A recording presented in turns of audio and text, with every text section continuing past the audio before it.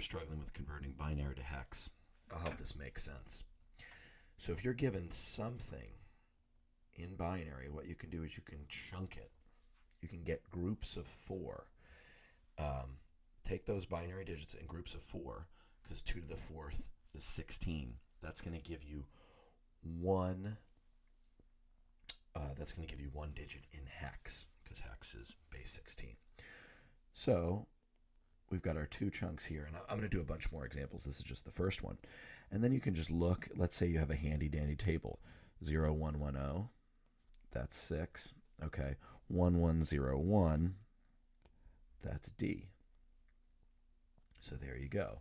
We converted binary to hex.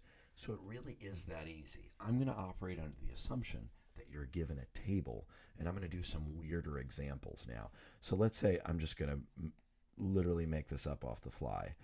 Let's say I have something like this. So this is going to be like a little bit weirder. And here's why.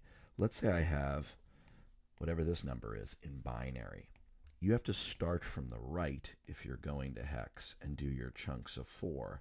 But then there's also some leftover. That leftover can be represented like so. You can just throw a couple of zeros to the left. Now we'll just use our handy-dandy table in chunks of 4. 0, 0, 1, 1. That's just 3. 1, 0, 1, 1. That's B. And 0, 0, 1, 1. That, again, is 3. So we have 3, B, 3. And that's in hex, or base 16. Let's do a couple more here. Let's say, again, it doesn't have to always be in chunks of 4. So let's say I have